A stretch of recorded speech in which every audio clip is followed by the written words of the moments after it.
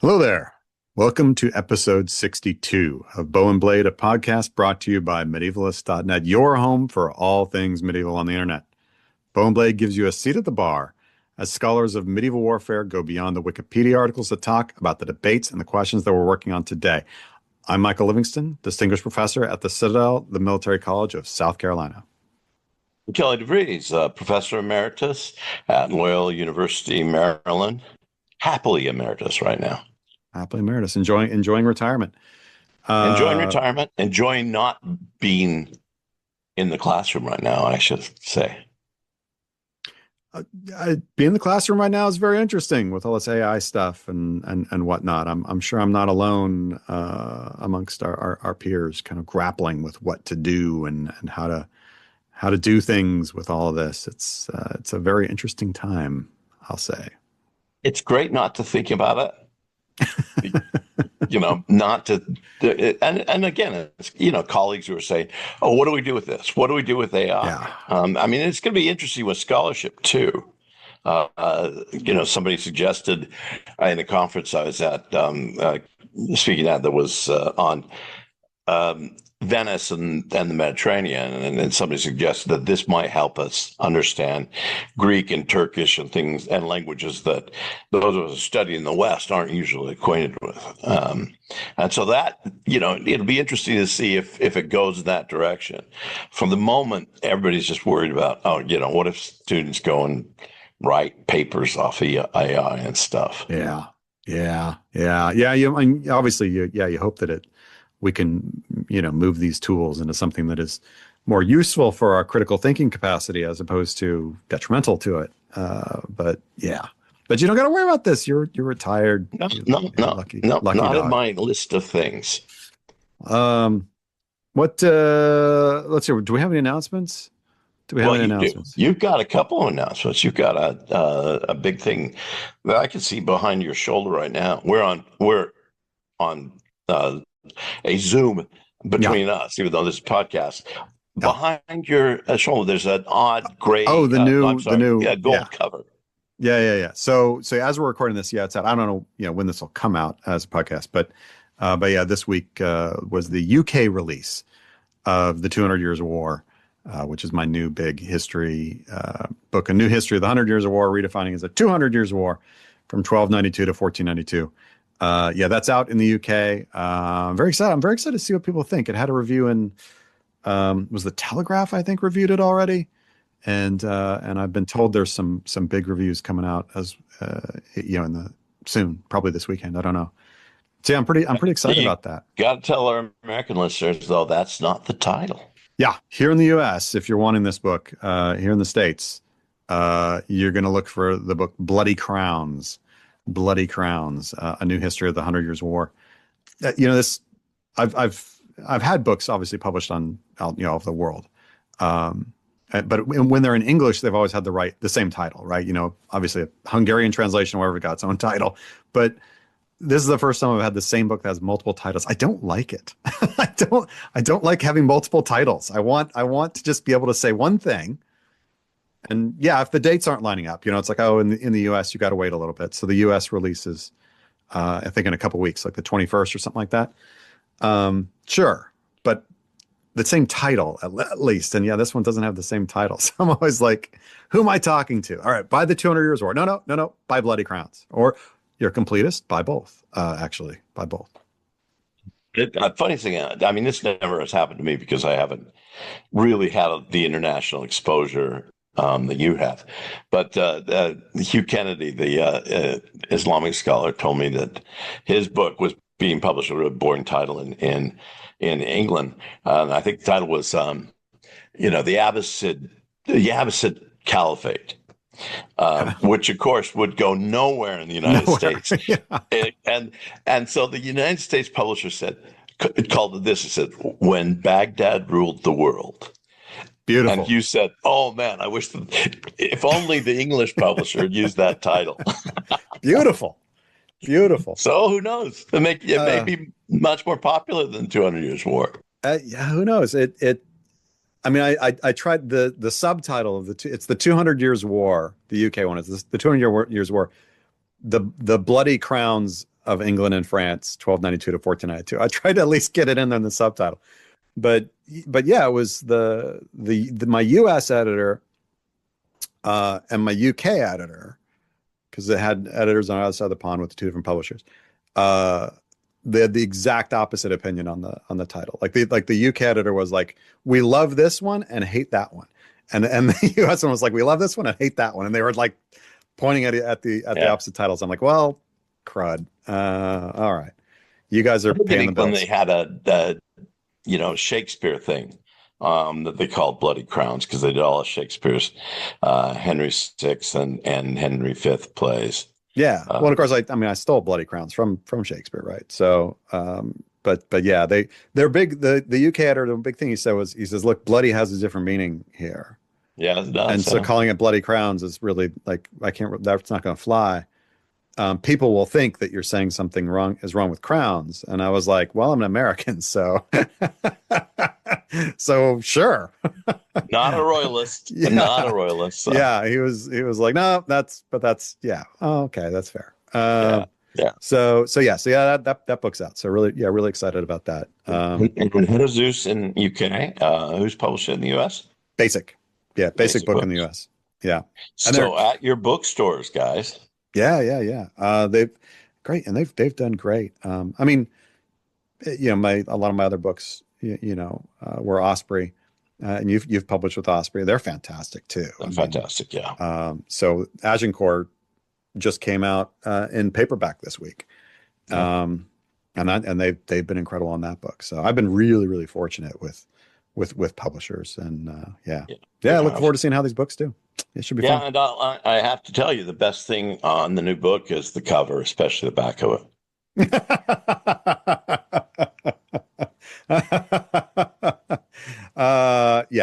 Kelly has nice things to say about my book on the back cover. I was thinking more, Bernard Cornwell also. Oh, you were thinking about Bernard, yeah. Bernard, he gave me an amazing quote. So did Dan Snow. Kelly had some nice things on there. Kelly actually had a couple nice things to say, and then the publisher was trying to decide which thing to put on it. I can't even remember honestly which one they ended up with. No, either. I mean, I was half because I think it came in, the publisher wrote me, I was in Florence. So they aren't in the Chianti. So they weren't aware that I wasn't on American time. Yeah. So it was sent very late one evening. And I, hold on, I got to come up with something quick. Livingston, this is what it says on the back here. So take this, obviously, look, this guy, Kelly DeVries, said this.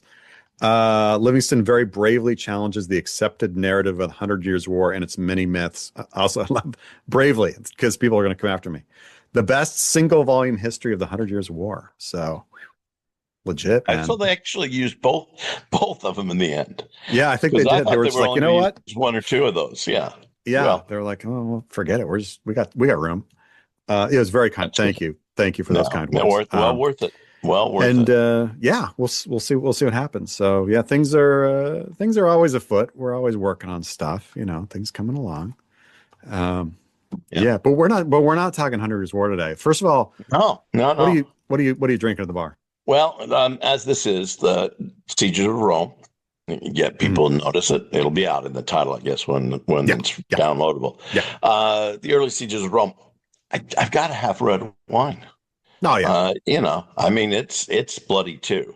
Yeah. Now there's a third bloody definition. The red wine representing the blood of the Sieges of Rome, the sacks of Rome, whatever you want to call them, 410, and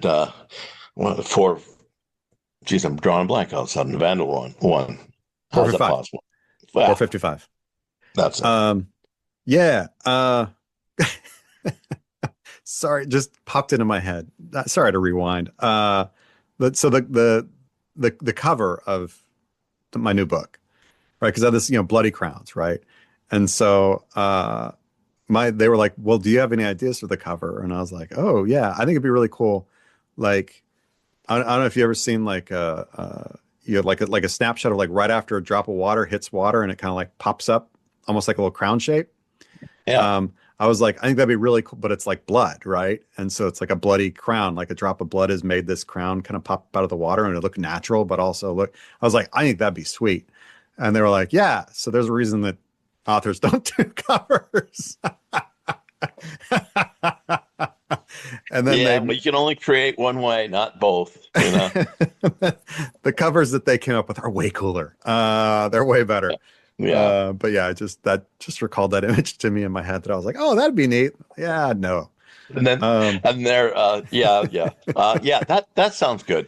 yeah, Yeah, you, yeah, no, sure, yeah, thank you. sure. Sounds You, good. you made a really good book. We're gonna, yeah, just ignore that and actually go to an artist. So The yes, covers, I'm going yeah, to do some red wine for yeah. this.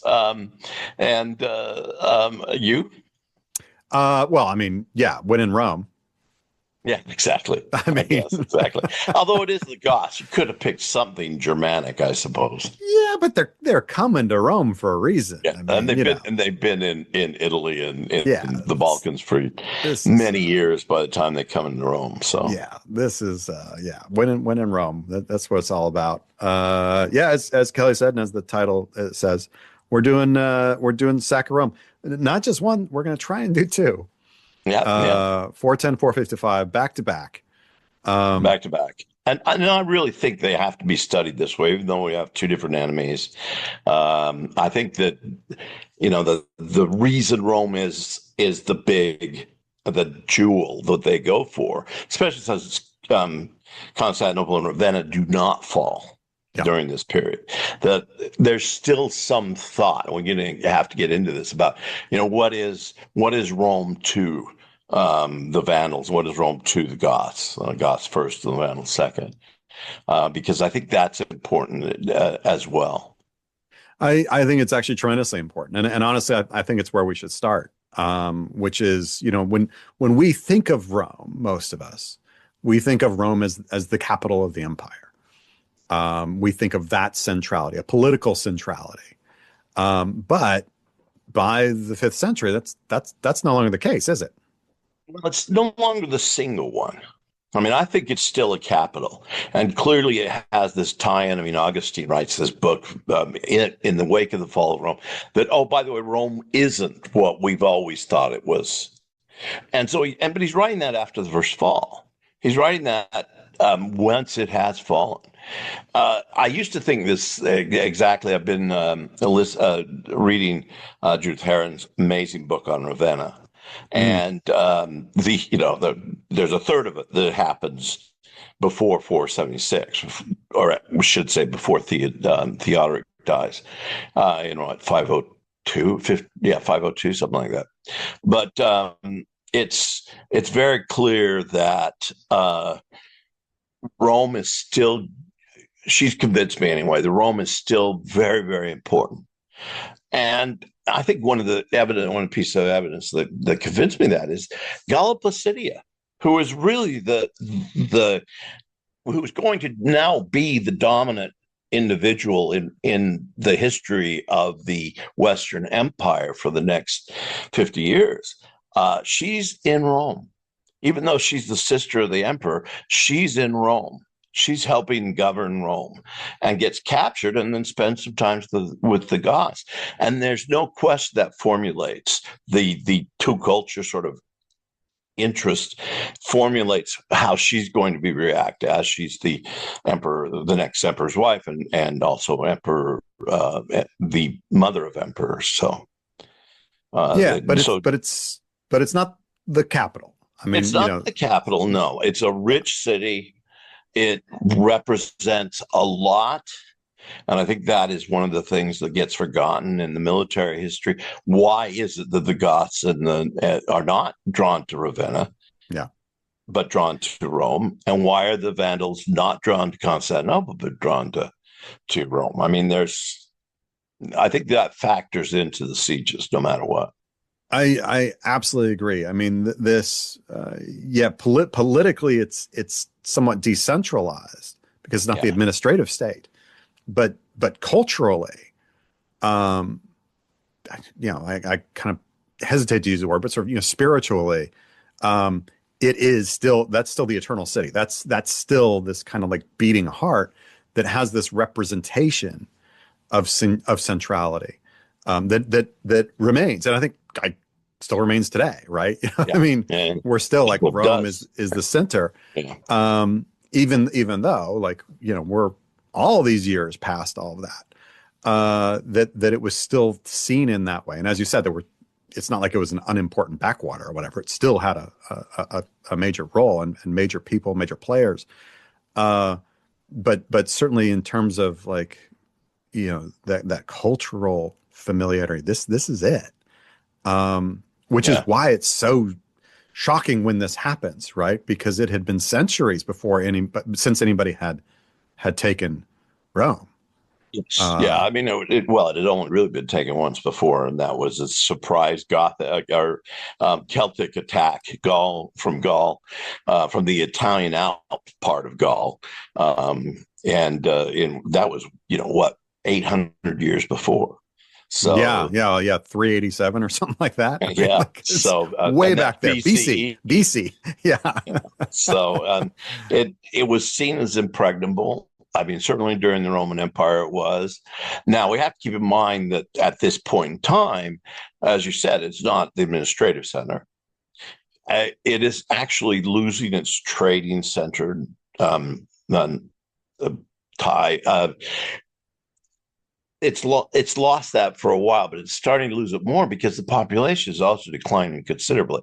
A lot of people have gone to Constantinople. A lot of people have gone to Ravenna, and others just, So it would, to me, I think about Rome at this time, and I think, geez, what would Rome people, not just the city, well, how many people are there to defend it? How much of the city? Because being recently in Rome, I've walked pretty much the extent of the ancient city, and it is really, really far from one end to the other. I don't think we have any conception about ancient Rome that it may have hit 2 million population at one point, and now we're talking about probably 100,000 at most still in Rome. Yeah, major depopulation has had there. Yeah, I don't think probably there were ever 2 mil, but yeah, the fact that it's lost just enormous from its height. Yeah, you got to think there's like empty streets and stuff. Like it's And houses and buildings yeah, and just, yeah.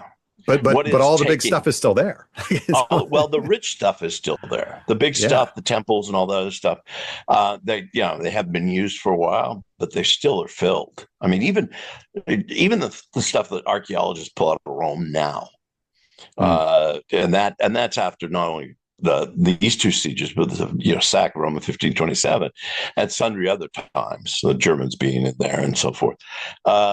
That it was still so very wealthy. I mean, the amount that is said to have been brought out by the Goths, and even by the Vandals. Now, although the Vandals, well, they brought out some riches, but the big thing was that they brought out the Jewish the Jewish stuff that had been taken from the temple by Titus, and then also a big gold platter. You think, yeah, that's still a lot of wealth in the yeah, city, yeah. which is extraordinary considering the loss of population.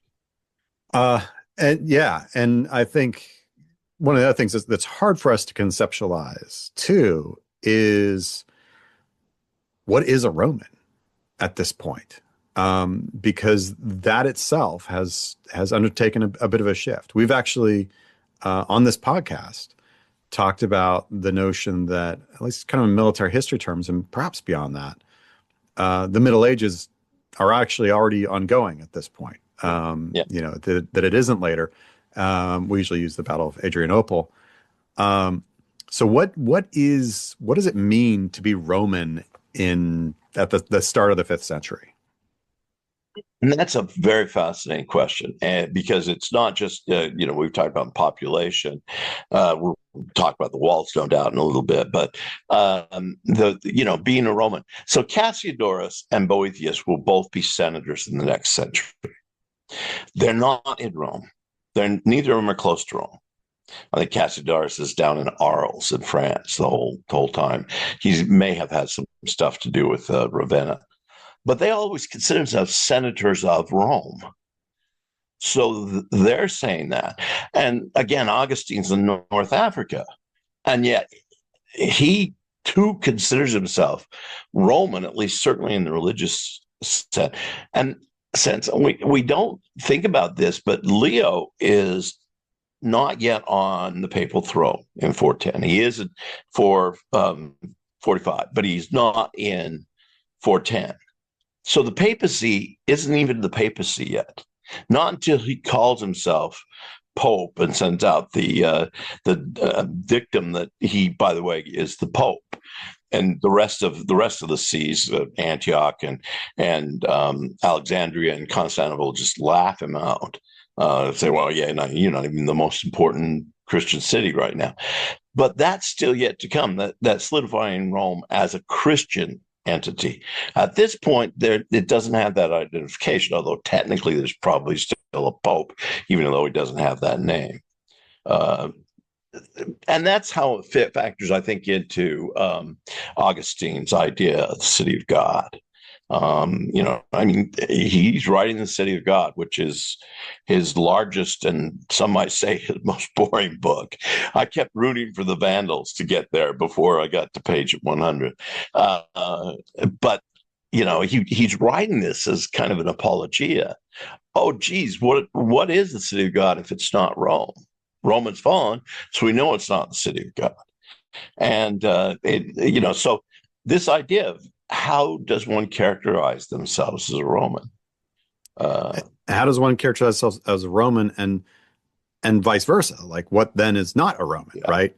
So, in this case, it's very easy to sort of say, in the case of 410, to start with the first one, well, it's Goths versus Romans, but really, kind of neither of those categories is sort of an innately one thing.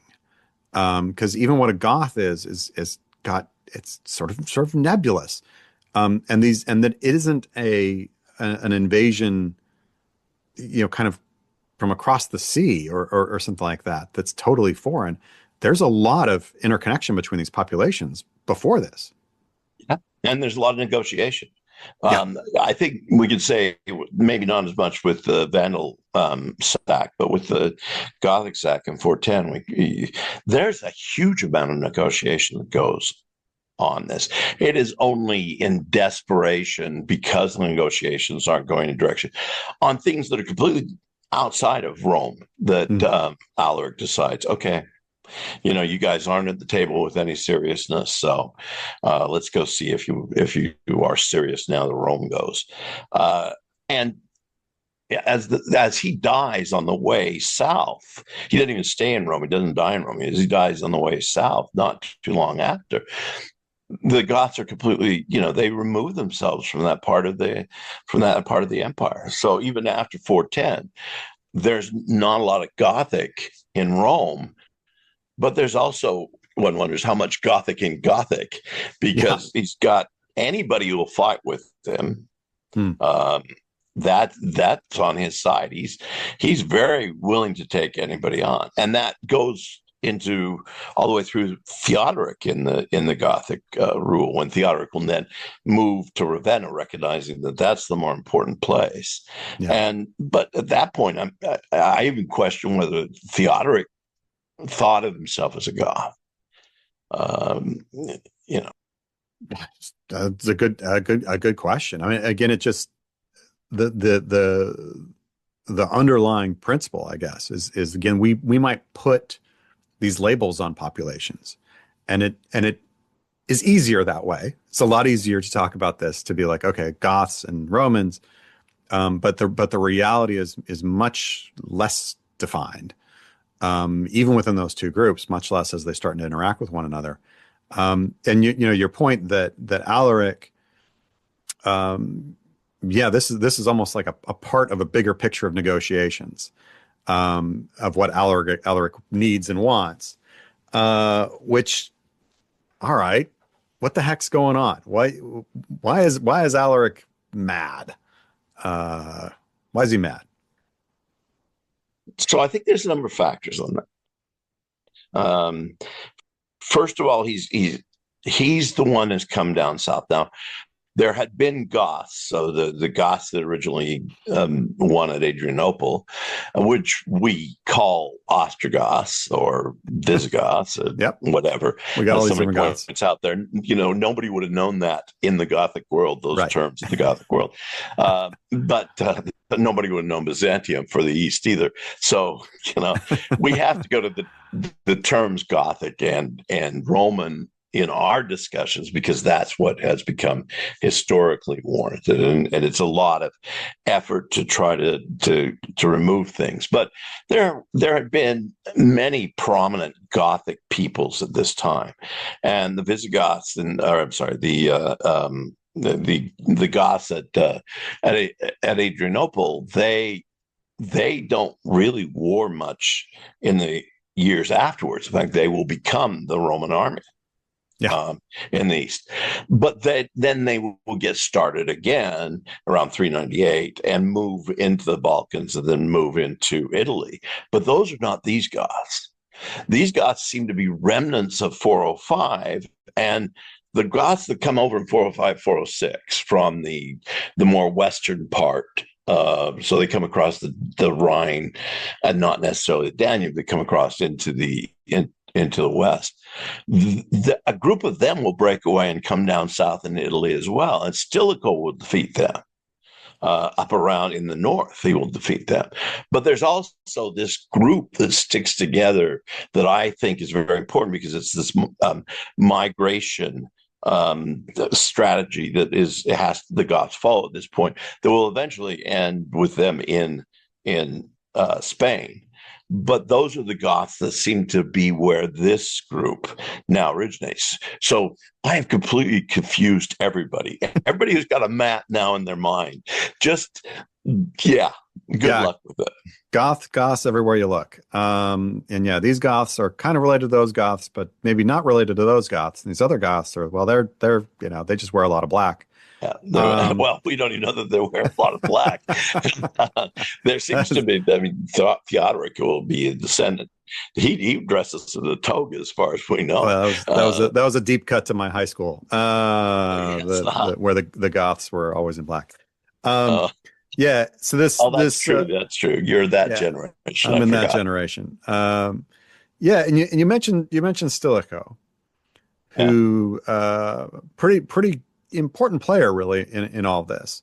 Who is Stilicho, and why is this guy so important?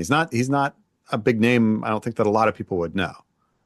They should. I mean, I think Stilicho is probably one. It's like Gallic City, these defining figures, mostly because they live. Rome will kill, or Ravenna, the emperor will kill Stilicho. He will have Stilicho executed. The emperor in Ravenna will have the next great general, who's Aetius, executed as well, or assassinated as well. And so right off the bat, we know these Stilicho and Aetius, not as much for the victories as what happens to them. They are so good that the emperors fear that they will take over. Yeah. And Stilicho is, as far as I know, has offered the Western crown several times. He has great campaigns as a general, and should interrupt this just a bit to say he's Goth, Vandal, he's Germanic. He's not necessarily Romantic in genealogical background, and he certainly knew the other side. One of the reasons he may have arisen, but most of his victories are in the Balkans and against this group that come out of the old conquest of or the old Battle of Adrianople, and then he has to cross over, goes into Italy and defeats soundly this group that's coming out of the Goths that have come in 405 and 406. He's a great Goth defeater, and in fact, one of his titles that he will get eventually is like Africanus will be Gothicanus. Yeah. because of his defeats of people who the Romans are identifying as Goths anyway. And so he's so good, of course. Yeah, let's lop his head off. Yeah. Ultimately gets the wrong end of the stick there. And The sharp end of the the sharp stick. end of the stick. And I'm glad you brought this up, that his background is he's we think the son of a Vandal officer and Yeah. a Roman woman. And a And Vandal officer who was fighting with the Romans, not against them. right, right. And that he, and again, this sort of just his background again points to this kind of mixture Yeah. that when we look back, we often kind of ignore. Now he, identifies as Roman and has this key role to play within Rome as a great general. It's kind of like the great general of the age. He's the guy, and just distinguished himself, as you said, battle after battle after battle. Really, really getting power along the way, which then is power is a It's seen threat as to a these threat. guys. Yeah. And that doesn't end well. Now along the way, he has encountered this guy, Alaric, as Alaric is doing things for his people. Now Stilicho beats Alaric. What, two, three times? I can't remember how many times. Yeah, it does. Pretty consistency. Of course, Alaric is not in charge of the army necessarily at the points that he gets beaten early on. I think we have got this guy named Radagaisus in the Yeah, that 405. still does, yeah. But he's one of the casualties of the battle, and that's how Alaric comes to rise to leadership there. So, in fact, Stilicho not only defeats the army that Alaric is a part of, he probably facilitates Alaric's leadership of that. And now, I've tried to work out this timeline. Of course, this is a very fascinating period to me. The fall of Rome, fall of Western Rome, because you do realize that some of these names, like Stilicho, Galliplacidia, Aetius, as well as more prominent names from the other side. But who else do we remember from the West? Do you remember any of the emperors other than maybe Theodosius, who will combine the empire for a short period again? The last emperor, 476, we only know because he's the last emperor, Romulus Augustulus. Well, I mean, there's already a problem in even just who's an emperor, right? I mean, concurrent with all this, you've got, Constantine III saying he's an emperor over here. And I mean, you have things are already, I like a lot of people, I don't like fall of Rome as a thing, but the falling apart of Rome is falling apart of the Western Empire. We can say is definitely happening. And it's in that sort of chaos and crumbling. Yeah, you don't have a lot of figures who stand out for much length of time, because the moment they are standing out, they become targets for other people, and which happens to Stilicho. And there's just like not a lot of cohesion to it. I think locally you have some places of some cohesion. I mean, as we're going to talk about here in a minute, Rome's walls kind of keep Rome together, the actual city together. But the kind of bigger picture of things, things are getting kind of rough. And certainly, Stilicho is almost like, it feels like he's having to jump back around, jump here and there, just putting out fires. Like there's a fire over here. Oh, got that out. Like, oh, that's on fire on that side. Oh God, I have to run over and do that. In this, because things are falling apart, and in that weakness, there's space to be exploited by anybody who's around. And in the case of Stilicho and Alaric, you have rivalries with unintended consequences. And in this case, Alaric, as you said, gets rises to power, and now he can make moves of his own.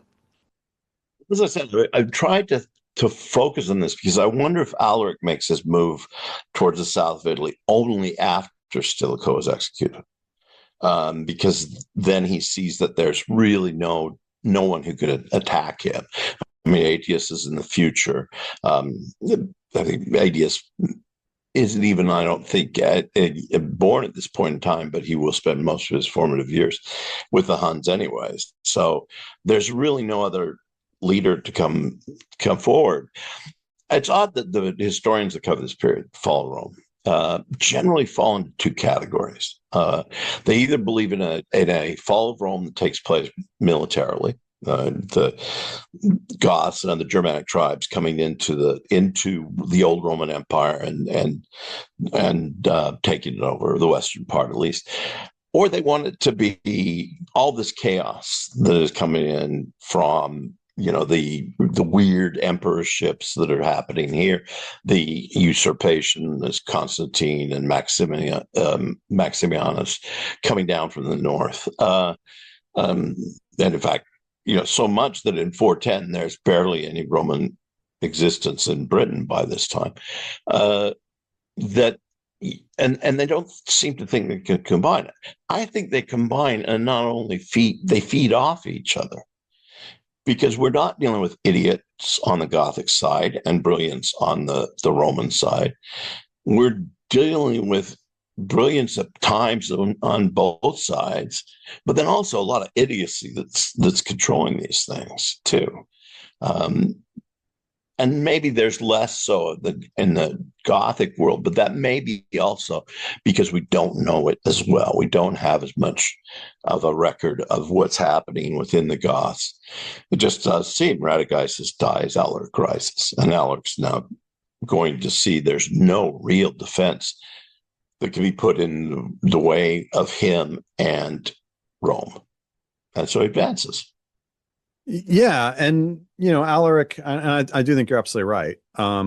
These kind of two sides have more in common, or two perspectives on the falling of Rome have more in common than I think either party kind of tends to see. There's probably a lot of idiocy on the Gothic side that we just don't have record of. Absolutely. And it also, once Stilicho is gone, Stilicho is executed because he's perceived to be a political threat.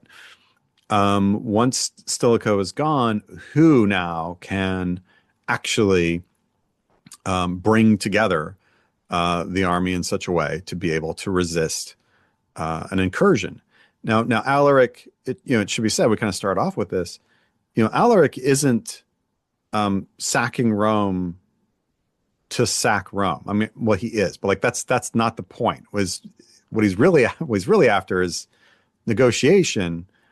This is like the end result of a lot of political maneuvering that he's been in part, and he simply can now militarily bring something else to this fight because Stilicho isn't around to stop him. Alaric wants, in a sense, he wants to be paid off. He does. And it's interesting that this sack of Rome in 410 is often seen through the eyes of neither side that are involved in these negotiations. We don't have any Gothic records, but we also don't have any. I mean, we're getting a lot of our records from later, and then contemporary Jerome is talking about the fall of Rome, and he hears about it and he gives us some details. He's in Jerusalem or in Bethlehem at this point, and we get Ambrose giving us details, and Ambrose is in the north in Milan, and we get Augustine giving us details, and he's in Hippo in North Africa. And they're concerned about different things than we obviously as historians are. So it is fascinating. I mean, if you look at the Wikipedia page for the sack of Rome 410, it tells us that Honorius is the leader of the Roman soldiers. No, Honorius does not leave his ass from Ravenna. He is asked to come several times, and he doesn't. He says Ravenna is safer. It is. It is. and so he sends his sister, Galba down. I mean, how does that make sense? Well, it's may mean that Rome doesn't make that much sense to his mind as much as it does to our mind, because we know what happens. Yeah. And again, the cultural importance or whatever, but it's not the administrative center. Like the administrative center's moved, and so he's not as much worried about that. Not that he wants Rome to fall. He doesn't, but yeah, like it's not here. So it's not as big a deal. He's he's not a good emperor. I don't want to put myself you sometimes put ourselves in what would we do if. It's a hard one with Honorius because I don't want to be perceived as that weak as he is. Yeah. But he has some he has some history on his background. I mean, Rome has not been taken. Yeah. Rome's walls are still extremely strong. They've had updated all the way through this period. They've been updated. And even today, we can see how strong they were in the 5th century. So, I can understand his reluctance there, but because of the result, he will be declared weak and a coward in history books. And to be fair, look, Alaric first starts laying the siege of the city in like 408. Yeah. We have a couple swings in the batter's box here before we get to the main event, and it doesn't fall. No, well, in the 408 situation, I mean, it's the Romans themselves who defend the city. They send out all the money that he requested from the empire. They send it out and save their city at that point in time. I think that when we're talking about this, the fall of Rome 410, it's 408 that Alaric first makes a push.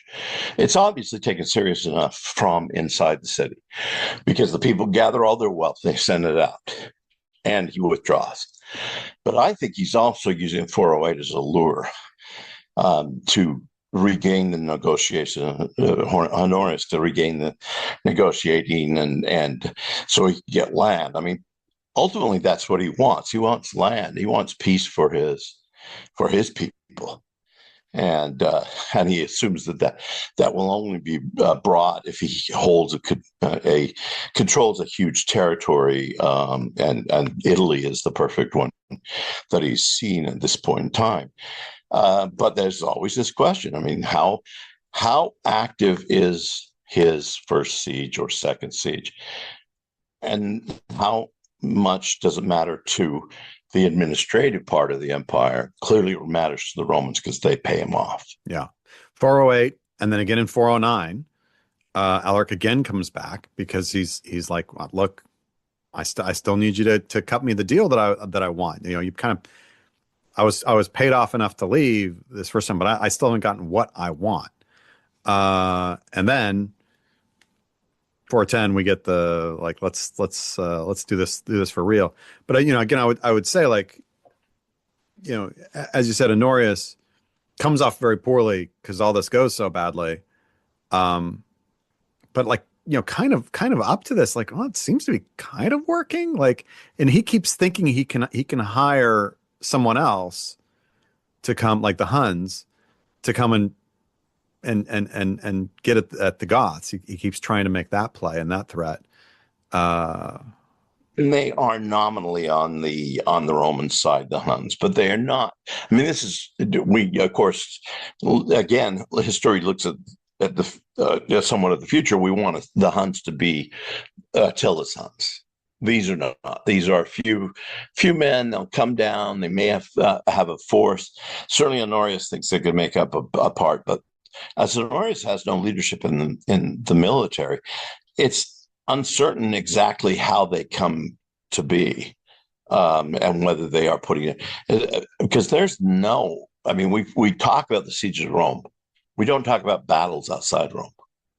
There's nobody. There's no Milvian Bridge at this point in time. It's the Roman people who do not have an army or much of a defense of the city, and Honorius and the Western Roman armies that are scattered and leaderless at this point. So Alaric can. So I in some ways, I want to say, well, Honorius wasn't that bad, but I think he was. I think he was trying to play cards, trying to play poker, and there were no more aces in the deck. And Alaric's got them all, and yet Honorius thinks he can bluff his way through. And in August of 410, Alaric has had enough. He's probably attacked by a guy named Sarus. I don't gotta get too much in the weeds on that, but he's this is sort of the final straw, and we decide to march on Rome again. And this time, we start the siege, and we get in.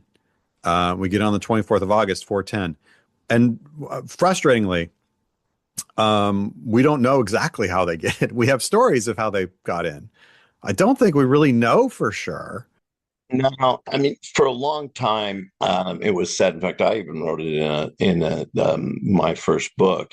Had to remove it in the second edition of Military Technology because I went with the story that the Romans had let them in. For lack And of food well, for lack of they had, yeah, or that the old or story treachery? used to be it was treachery, Oh, yeah. and it was treachery among the richer people Yeah. because they didn't want to lose. They didn't want to become poor. Yeah. And not necessarily had philanthropy in their mind. They were very much their own people, didn't really care about the poor. Yeah. That seems to have no background whatsoever, except for the 19th century. That was how it was viewed. Well, actually, I think it goes to Gibbon, really, that he guy. starts the first one. Yeah. So there's, it's odd to still see that, and I'm saying this about my own, but to see that repeated, because there doesn't seem to be any evidence that anybody within Rome was treacherous. They couldn't defend the walls. The walls were huge. They couldn't defend them. And all that we know is that Alaric's force was very large. Yeah. And it probably had siege weapons of some sort. So yeah, they get in, and yeah, I mean, did they break in? Did someone let them in? If somebody did unlock the gates, was it treachery? Who might have done it? As Kelly said, there's this sort of longstanding theory, if you will, on that, which I don't buy. You could well see as if supplies there being a problem, and people in the city thinking, well, let's just get this done with, and maybe we'll get some kind of mercy. Maybe we truly don't know. As Kelly said before, so many of our sources here are not here. They're elsewhere. Very frustrating. And they don't tell us the story. If I had to guess, and that's all it is at this point, I mean, Alaric on one day is outside the walls. He's on the next day, he's inside the walls. Judging from the way he has handled things up to this point in time, I think he negotiates the surrender. I think that, and we don't necessarily have that said because nobody on the outside wants Romans to be complicit in this. But as the Romans had already, run through their treasury in 408 and put it out to Alaric, and now are threatened with a huge population, even though it's declined, quite a bit. Nothing has grown in Rome. So their food supply is going to be very short. And I think, 408 to 410, how many times has Honorius had the opportunity to quell that desire of Alaric's to take Rome? I would have to say, if I was to guess, it's a negotiation. Though, I mean, if it is a negotiation, I'm not sure what they get because it's pretty brutal. The sack is pretty brutal. We have a few accounts from inside. Again, they don't tell us kind of what the trigger there is. But Pelagius writes a letter talking about what he experienced in there, and it's pretty rough. He talks about all the destruction and the terror, the slaughter. It was bad. A lot of people taken into slavery, um, and yeah, a lot of death. And the place is sacked for 3 days. For 3 days. Again, that doesn't strike me as being something that is just that there all of a sudden happens. Yeah, I mean, I think that Alaric opens the city, gets into the city. He doesn't quell any gathering of booty by his troops. yeah. And they've been thinking that they would get land and that they would get protection, that they would get all sorts of things. And they had a taste of it in 408. No doubt Alaric shared the booty that had been sent out among his troops, as was traditional at this point in time. And without having any force, I mean, you think, for example, compared to Macbeth II at Constantinople, where he says, okay, you can have 3 days of sacking, but this and this and this are protected. And you can put a janissaries outside of those and they can protect it. There seems to be nobody in Alaric's army, and Alaric not himself, who's going to stop a sacking of the city. And here's frustration, maybe frustration on Alaric's part, but certainly frustration on his troops' part. And so, yeah, they ransack and so forth. And unfortunately, the fact is, as you point out, a lot of slaves taken.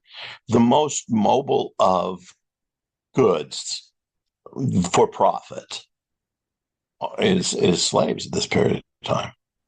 And look, I'm not excusing sacking of things, but there is no sack I know of in history that is not horrific and brutal. I mean, this is like sacking is what it is, and that's what we get here. And yeah, so many people, and of course anything they can strip out and take, they do. But they don't stay. The Goths don't stay. They get in, they get out. Alaric dies just a couple months later. South of the city. They're going down south at this point in time, and that doesn't ever get told to us in historical sources. Why? Yeah, and I got nothing. No. I wonder if it's the food, because that has been so the south of Rome is huge agricultural area at this point in time, and it has not been attacked. Whereas Alaric's troops in the north have pretty well done away with agricultural production because of their movements, because they need to be fed for 3 years. 5 years actually, by the loss after 405. But I wonder if that's what Alaric is going for, is to open up more food, because there's no goal otherwise. He's not going to Africa or Constantinople.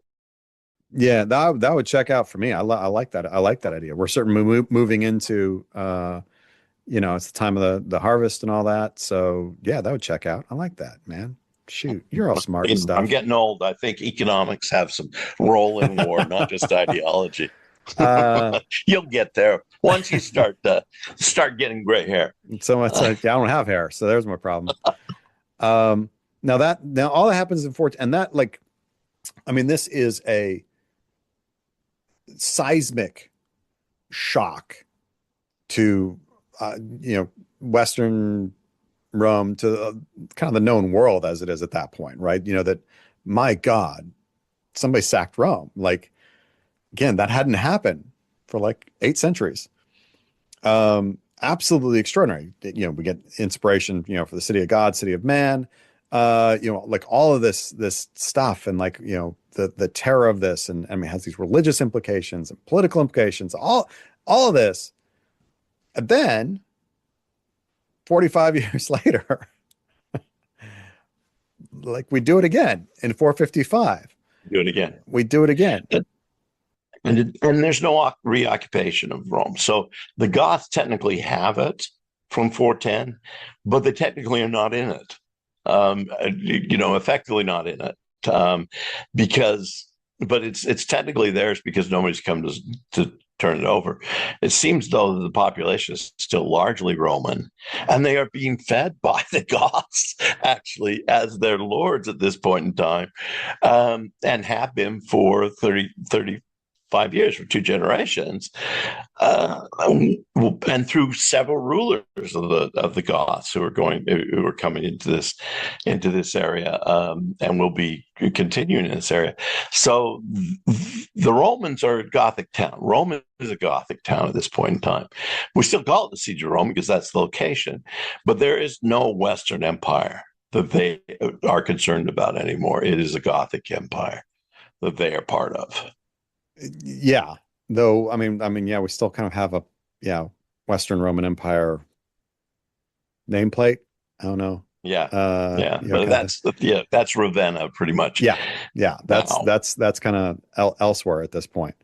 And now we get another group rolling in who are going to vandalize Rome.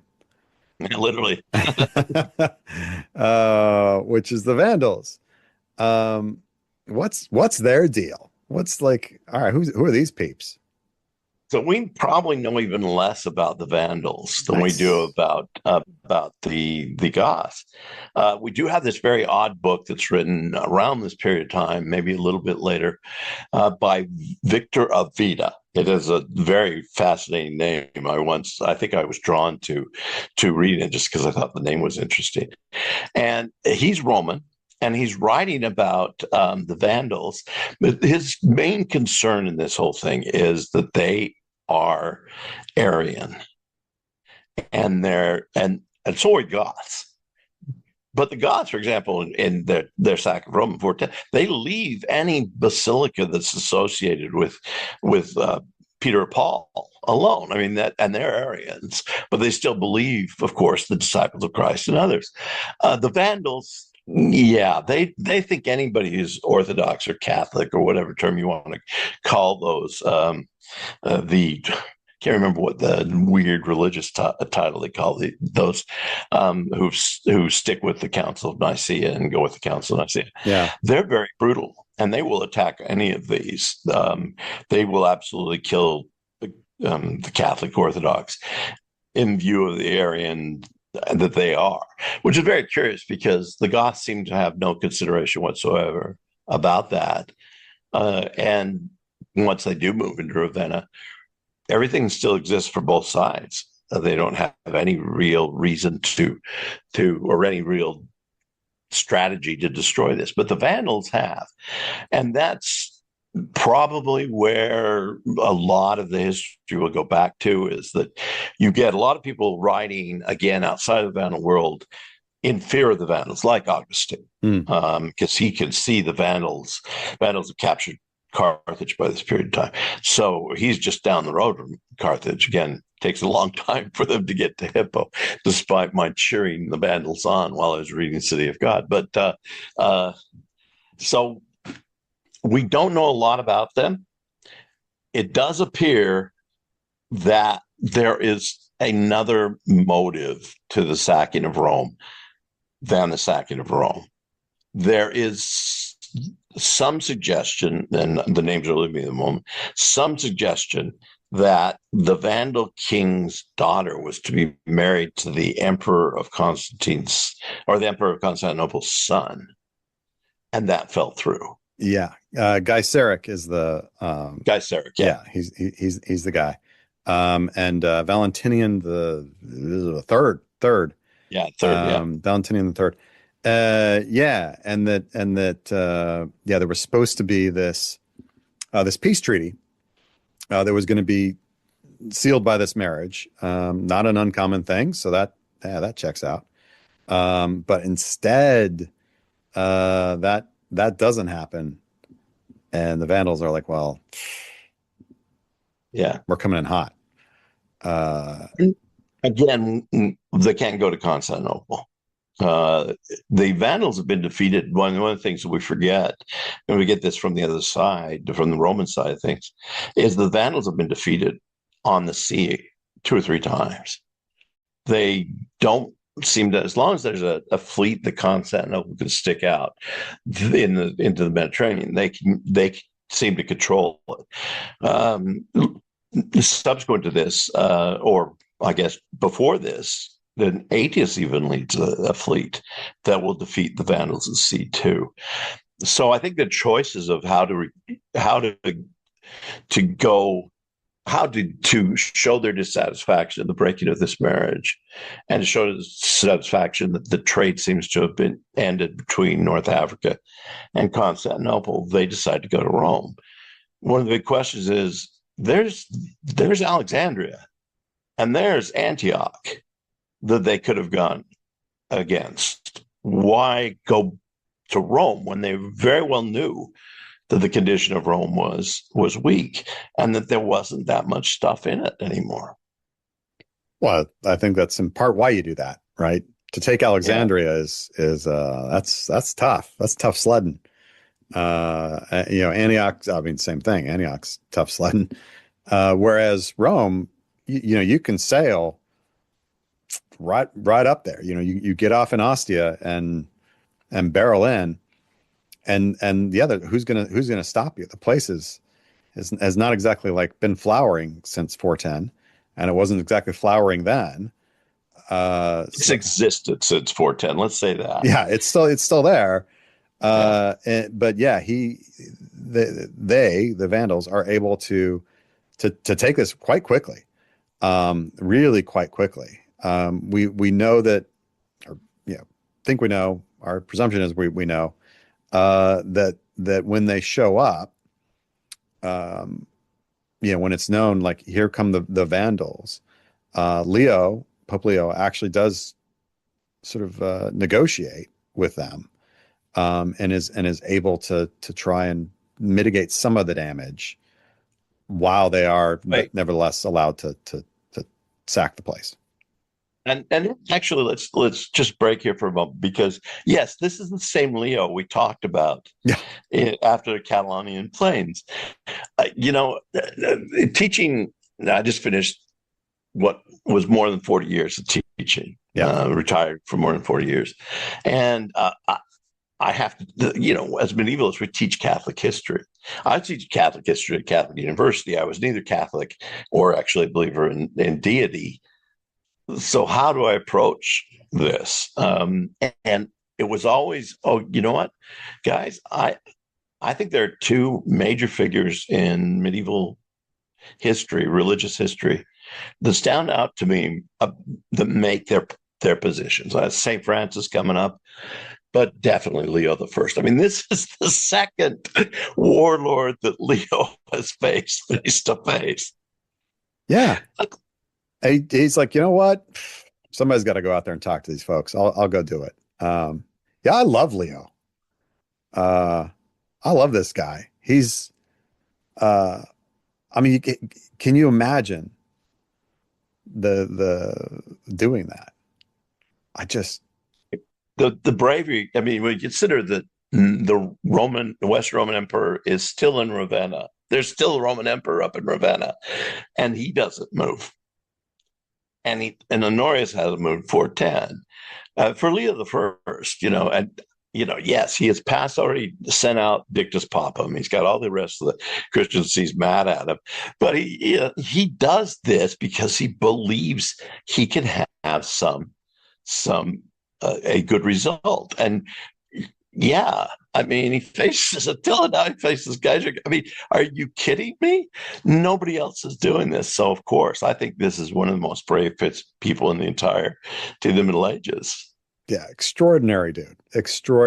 And yeah, I think you kind of hit the nail on the head. Like one thing you can't do, I think, with any kind of straight face is like think that Leo like doesn't believe in his own positioning. I mean, it's brave, but it's also just like this confidence of belief, right? That he's just like, oh, well, I'll take care of it. And then it does. And I'm even willing to go to confidence of desperation. I mean, I think he believes that he might have I mean, when he walks into meet Attila, I don't think there was any confidence in his mind that he was going to have anything. The fact that we got this record that he and one priest going in against the Hun, and now he's going against the Vandal. I mean, it's just a crazy notion. I think he also says, look, I'm calling myself one of the leaders of the people. If I die, I'm a martyr. So it may just be his belief in Christianity at this point, not necessarily, and his belief in his own leadership, and not necessarily that it's going to result in anything favorable. But here again, it does. Yeah, it does. The sack ends. It doesn't. Well, it doesn't end. He negotiates. It's mitigated. Yeah, let's put it that way. Yeah, he negotiates for the protection of some buildings and to not have the place just torched. But yeah, it does good. It does good, and the Vandals do. They basically keep their deal with him. I mean, they still do a lot of destruction. There's a reason we have the word vandalize. This is it. And there's no Goth eyes. There's no Goth eyes. It's this one. And the almost the fact that we have, at least I don't know of a source that really talks about them coming in and like the act of that. Like there's no siege. It's just like we show up and we just march in. Clearly the 45 years since 410 have not been kind to the defenses of Rome. And certainly with, the population probably continuing to wane, he really does. He's able to come in pretty quickly. I mean, and before he even goes in, he apparently knocks down some of the aqueducts that run in. Fresh water is not going in. Yeah. The Tiber is so filthy at this point in time, it doesn't really serve the city of Rome with a fresh water supply. And that's part of his. I mean, Geyser here is doing exactly what every general does in sieges. And of course, he's already captured Carthage, or his people have already captured Carthage. So he knows how it's done, and he knows how to make the people desperate. I don't even know that he needed to at this point in time. I think that, and I've said this before on our podcast, but if the only way a siege works is if the people inside don't want to be the people outside. So in 1428, when Orleans is besieged, the Orleanais do not want to be English. They just don't. So they put up a good resistance and it proves out.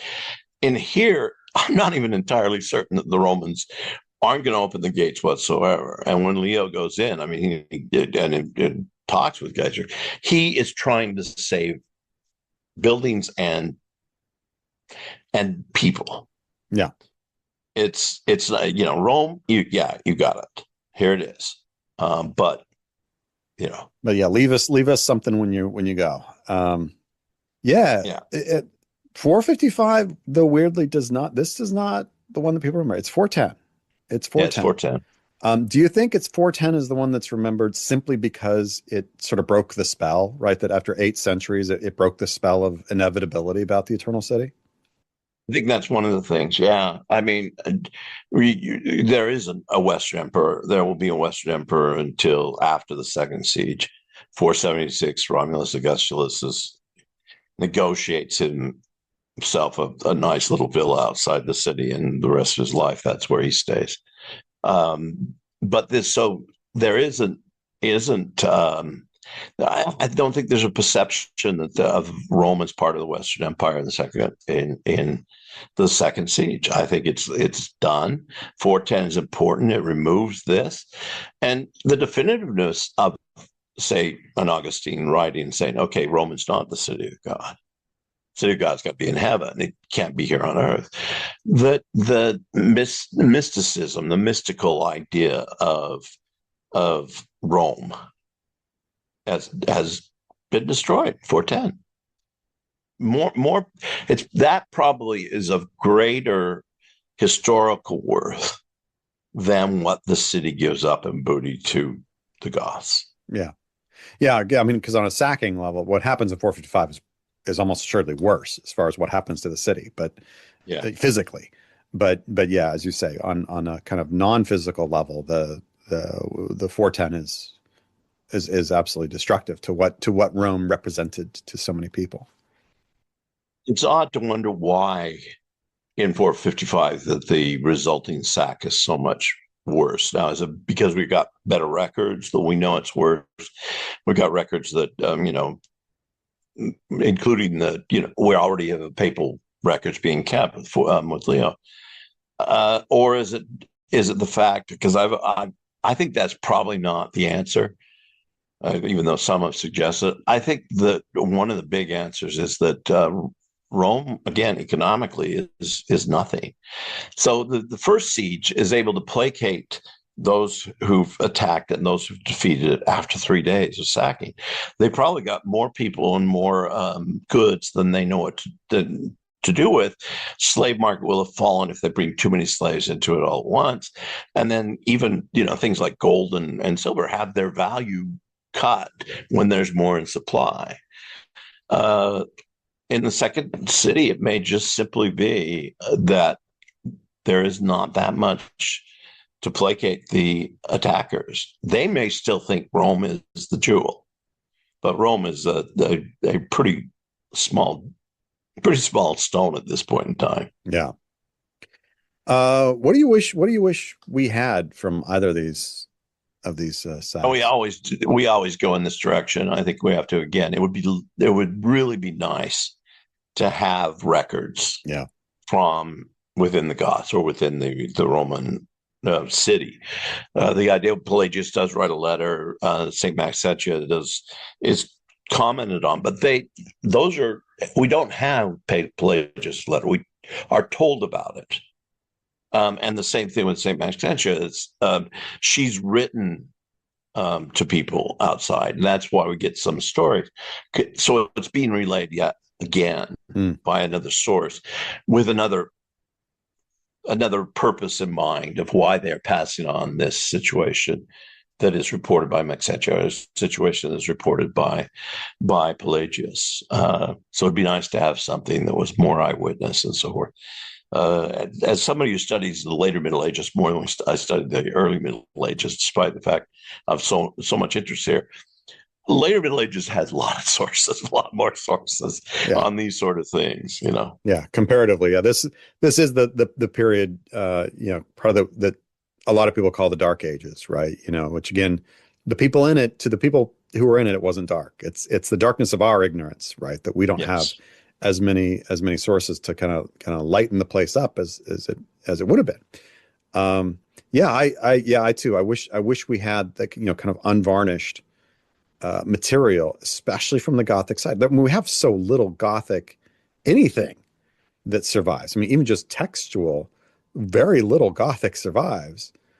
And it really leaves us in the position of having to judge the Goths, their intentions, their actions, their culture, everything, by the people that hated them, which is not a good situation. Or feared them. Yeah, or feared them, whatever. Yeah, but like they're enemies basically, and that's not great. That's not a really great basis for feeling like really what truly was happening or who these people were.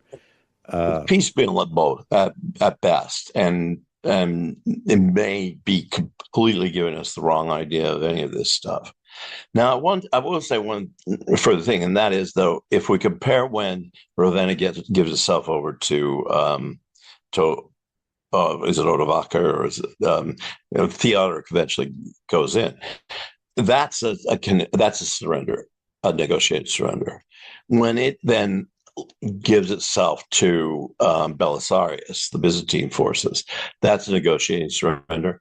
So I'm wondering if at this period of time the Western idea of it's inevitable, it hasn't just taken over, and that would even be interesting to know, but it's more boring to someone who's writing it down than say, oh yeah, we've got people lying in the streets and we've got torture going all over and raping going all over and so forth and so on. Yeah. Well, look, they're locking the doors. Yeah. Please join us next Gothic time. army not outside. Not Vandal army not outside. Not hopefully not. We're going to vandalize this joint. Please do join us next time when we'll be doing the Battle of Stirling Bridge. Bridge included, unlike in Braveheart. Where's the bridge? Where's the bridge? Where's the bridge, Mel? As ever, a reminder. This podcast is sponsored by medievalist.net. So the best way to support us, other than buying our individual books, of course, is especially the new one. Especially the new one. Put me on the charts, people. Come on now. 200 Years of War, Bloody Crowns, whichever side of the coast you're on, is to join their Patreon at patreon.com/medievalist. That's also the absolute best place to drop us a line if you have questions for our next Q&A. Cheers, everybody.